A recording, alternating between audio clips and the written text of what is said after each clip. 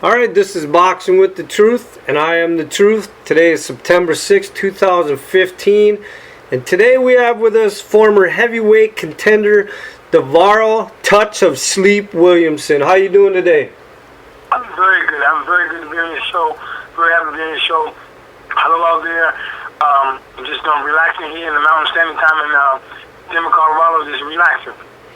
Okay, well, just to bring the fans up to speed, your pro record was 27 wins, 23 knockouts, 8 losses, correct?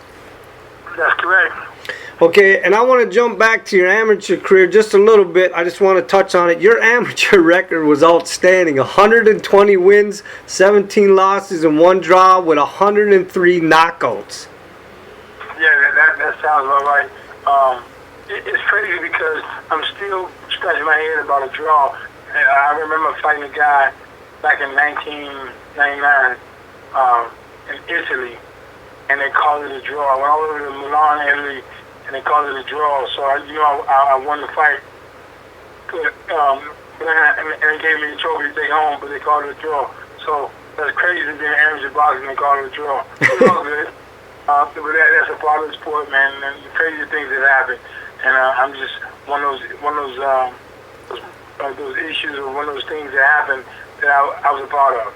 But now we could spend the whole interview on your amateur career. I mean, you did so much. I mean, you were a 10-time national champion. You were a U.S. amateur heavyweight champion. You were an alternate for the 1996 Olympics. You actually beat Lamont Brewster and Monte Barrett in the amateurs, correct? That's correct.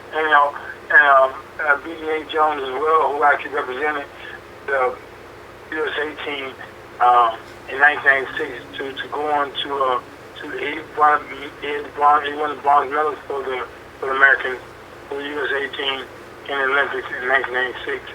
So, and Lamont Brewster, myself, Nate Jones, we all spent a good, healthy 2.5 years staying at the top of the game.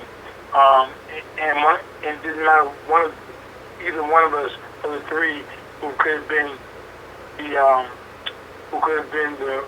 USA representative for 1916. I fought Lamont Brewster 4 times. I beat him 3 out of 4. I fought Nate Jones 4 times. I lost to him 3 out of 4 times. And then it's crazy how that happens. I mean, style made fights, and that's kind of how it was. And I felt like when I beat Nate Jones, I felt like I was turning the tide. I thought he had a lot more experience, and he was a little more seasoned than I was at the time.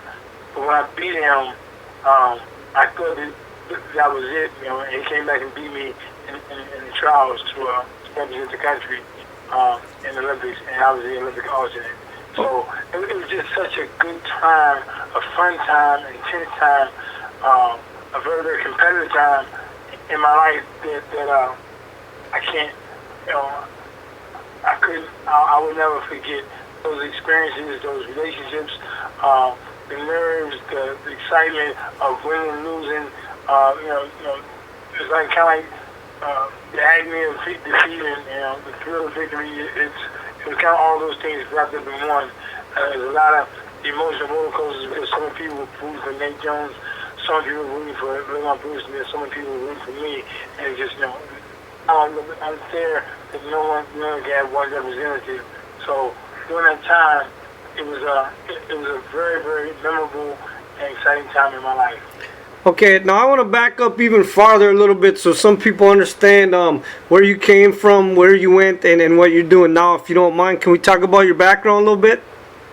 Absolutely. Okay, now I know, and correct me if I'm wrong, because I don't want to have the wrong facts. I know all the way back, I know your mother was addicted to drugs, and your dad was in and out of prison, and then you ended up in some foster homes for a while.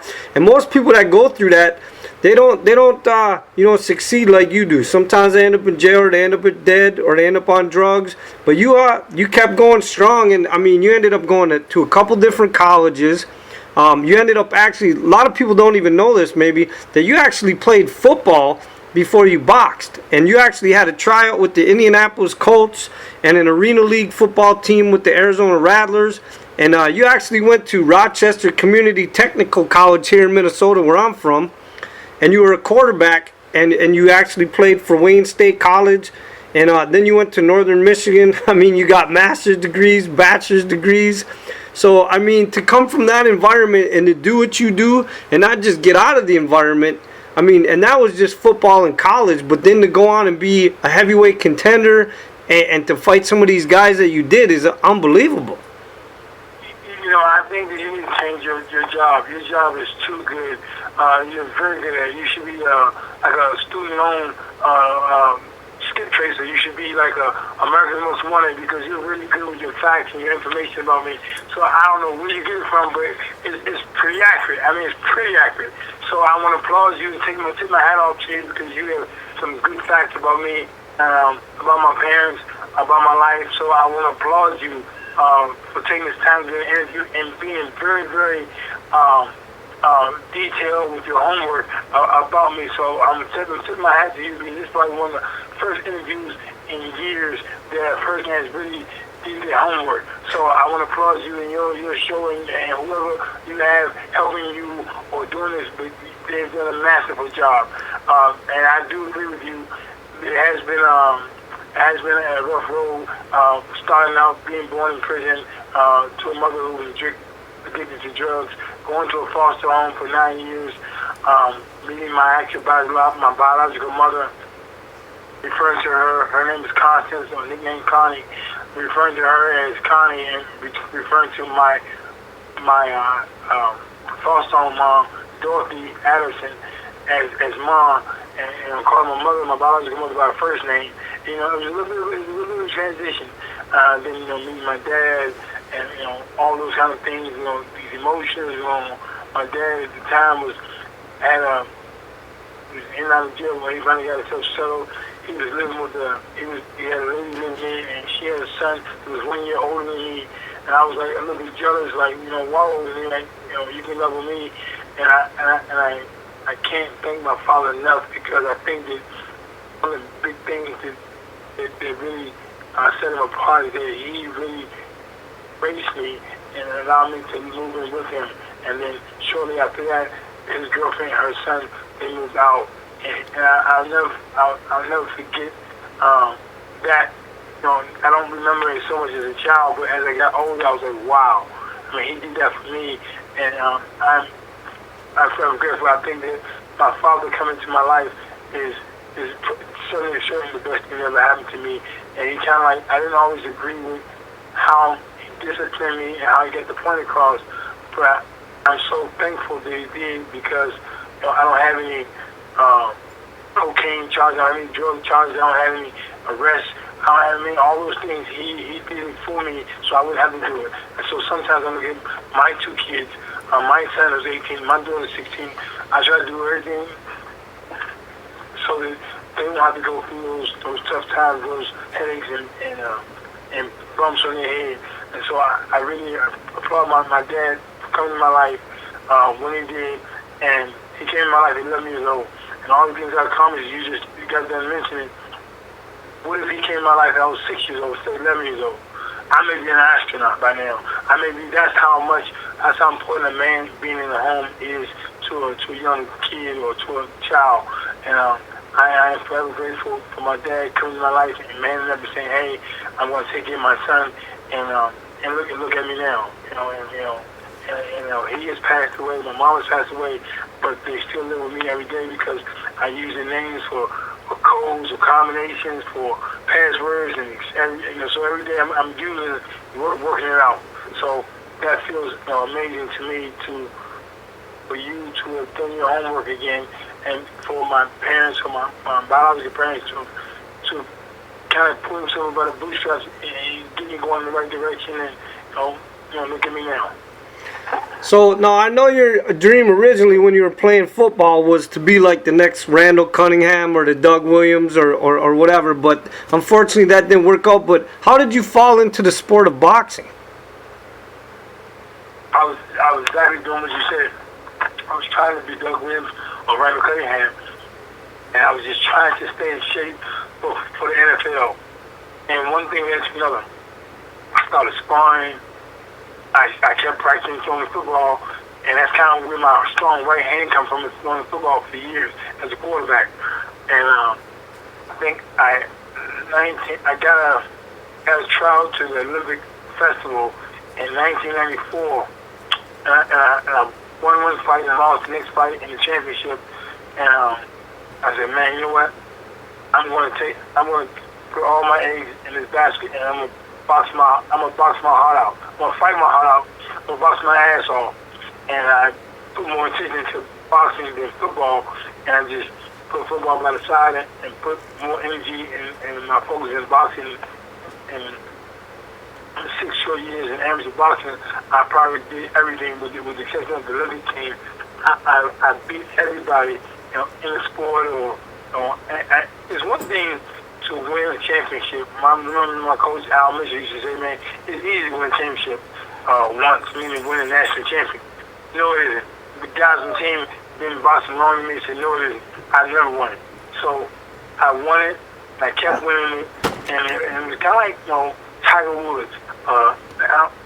During the time he was winning his amateur championships, I was winning amateur championships for boxing. 96, 97, 98. I won something different in 99, 2000. I mean, it's just like, it was a very good experience. Exposure from the Olympic Festival to the U.S. Championship to the National Pals to the Golden Gloves. I mean, win. It's like, wow, to the American Boxing Classic. It is really, it was huge.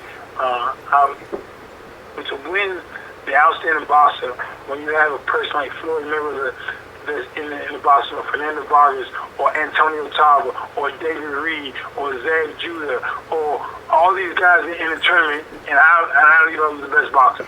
I mean, that's huge. I mean, if you name all these names, Fernando Vargas, Antonio Tarver, Floyd Mayweather, Zab Judah, I mean, all these guys, David Reed, when they're in the same tournament I'm in, and I knew I was the best boxer, I knew I've done some things, I look back on it now because it's 20 years ago, or some change.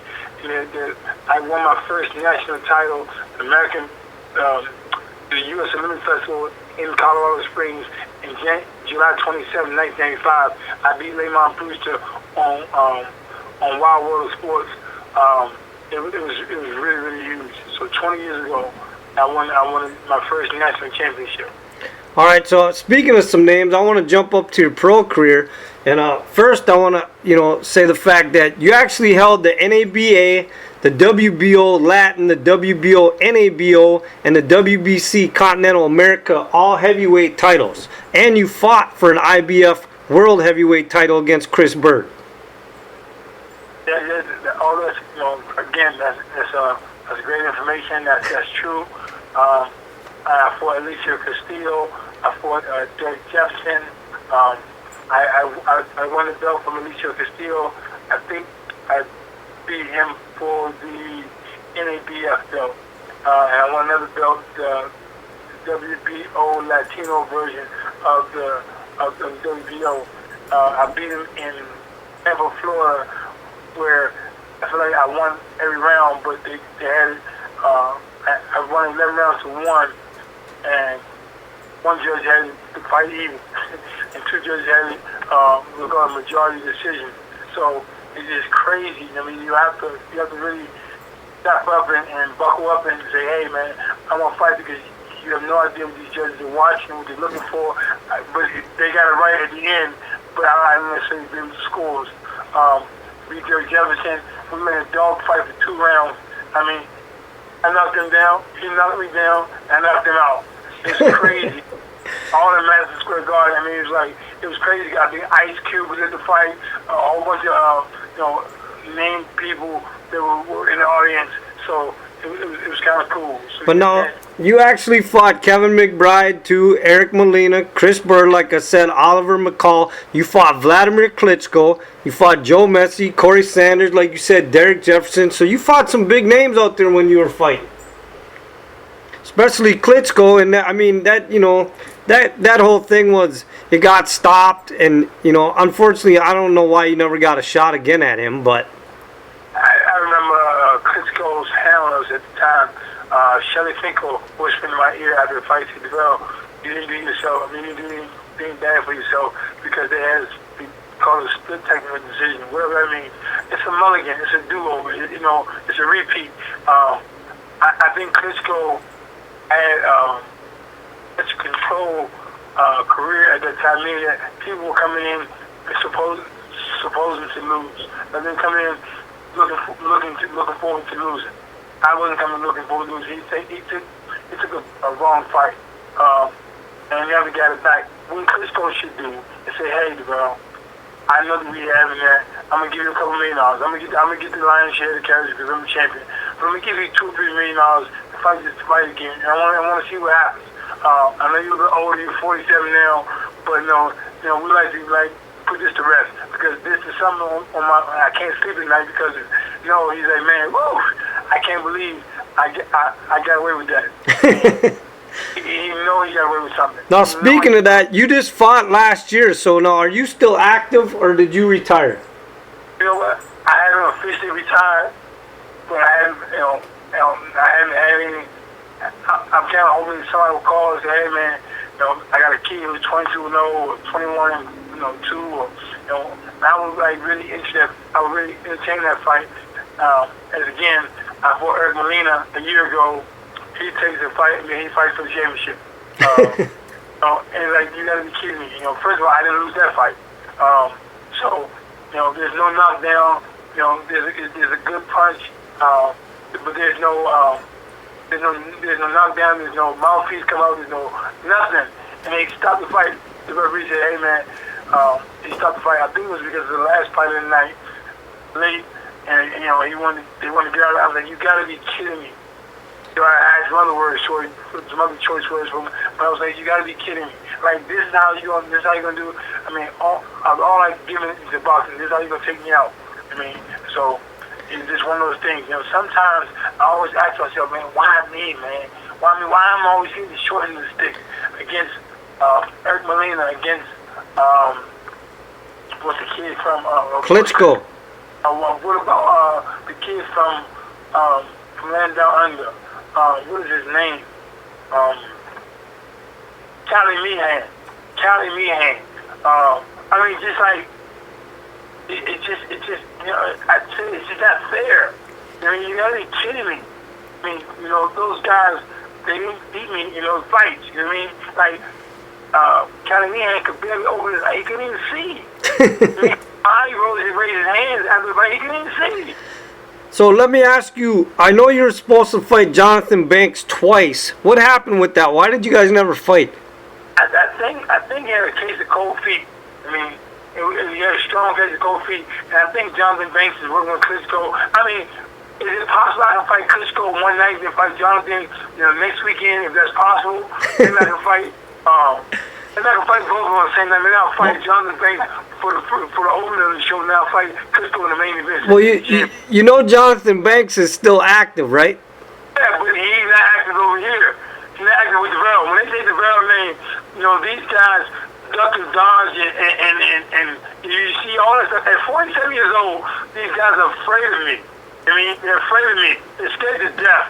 I mean, they say, man, I'm not sure which DaVarryl I'm going to get. I'm not going to get DaVarryl Joe Messi fight, or I'm going to get DaVarryl for Kim McBride, for Oliver McCall, for Vladimir Klitschko, for Alicia Castillo, for Dirk Jefferson. Which DaVarryl am I going to get? Am I going to get DaVarryl for Cali Meehan, for Eric Molina? Which DaVarryl am I going to get? I mean, you going to fight the guy who, what's the kid who just fought, Mike Marone, or Mike Marone, whoever. Mike Moley? Yeah, the guy, Dan Briggs just fought. Oh, okay. I'm not sure who that was. Dan Briggs just fought last night. He fought Mike Marone, or he fought Mike Molo, something like that. One of them, I fought them both and beat them both. Okay, well, listen, I want to change the subject real quick from boxing. I found this really interesting. You actually tried your hand at stand-up comedy before, too, right? Yeah, that's correct. Man, you've done your homework. Absolutely, yes, sir. So how did that work? Who knows, man? Kevin Hart is coming to town tomorrow to Denver. Maybe they'll let me open up for him. Now, after people sitting and see dying laughing for about 7 minutes. Who knows? maybe they'll bring me as a special guest. I don't know. So, I'm just talking smack. so how long did you do it for? Did you do it a couple times, just small shows, or what? I did it in 94. I did it for about a year and a half. I was in Arizona, and they had, I think it was Tommy Davidson, who was running late. And they were asking people in the audience to come up and tell some jokes, and people kind of double dare me to go up and say, man, you're crazy, you're crazy at the barbershop, but now, you go up and tell a couple jokes. So I told a couple jokes about the Arizona Cardinal football team, and the guys were laughing and got it going, and the manager said, hey, when we have a comedy here, I'll give you, $150 or whatever, to warm the crowd up. Like, oh, yes, sir. That's an easy $150 in 1994. That sounded really good to me. So I did that for about a year and a half at this nightclub called the Roxy Nightclub in Phoenix, Arizona. And so I opened up for Chris Tucker. I opened up for Joe Torre. I opened up for what's the other guys? Just a couple different guys. So I've had probably like four good guys who's done some things, names, and so and I got a chance to take pictures with them. So it feels good to have done that, at a period in my life. Okay. Well, I want to touch on one more thing before we end the interview. I know you run a gym now. I know you do some training and stuff like that. So talk to me about Touch 'em Up Boxing Gym. It's no longer Touch 'em Up Boxing Gym. It's TOSS Boxing, which is an acronym for Touch and Sleep. So Touch and Sleep Boxing Gym is over here in Inglewood in Colorado. And, we're open at 5 in the morning to about 7 or 8, Monday through Thursdays. Friday, Saturday, and Sunday is kind of like half day for morning shift. I'm always offering encouragement. I don't want people to think I'm yelling at them. We call it encouragement. So we want to get people from weight loss to building their bodies up to just overall mental toughness. Whether it's a football player for the Broncos, whether it's a college football player, whether it's a swimmer, a baseball player, we just want to push you to another level that when a kid is at bat and it's a 4 outs, it's 2 outs, there's 3 balls and 2 strikes, and he's not going to panic. Or a kid is at the free throw line and the score is 46-46 and there's no time to clock and he's shooting 1-on-1 free throw.